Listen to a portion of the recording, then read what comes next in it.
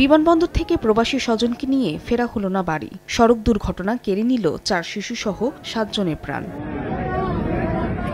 বুধবার সকালে শাহজালাল বিমানবন্দর থেকে ওমান প্রবাসী বাহার উদ্দিনকে নিয়ে গ্রামের বাড়ি লক্ষ্মীপুরে ফিরছিলেন পরিবারের 11 জন। নোয়াখালীর বেগমগঞ্জে হঠাৎ মাইক্রোবাসের নিয়ন্ত্রণ হারান চালক।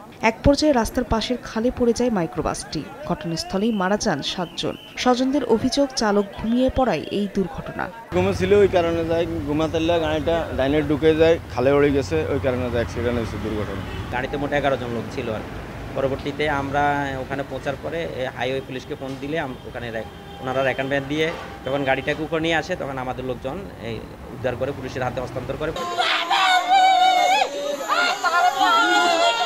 এদিকে নিহতদের গ্রামের বাড়ি লক্ষ্মীপুরের পশ্চিম চৌপল্লী গ্রামে চলছে মাতম। একই সঙ্গে পরিবারের 7 জনকে হারিয়ে দিশেহারা স্বজনরা। কয়েকবারে কইছি গাড়ি সাইড করে খাড়াই তুমি ঘুম যাইল, মানে কয় না চলব যাইম।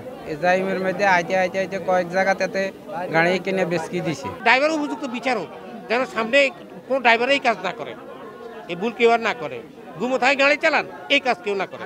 নিহতদের মধ্যে 4 জন শিশু ও 3 জন নারী। সময় সংবাদ, নোয়াখালী।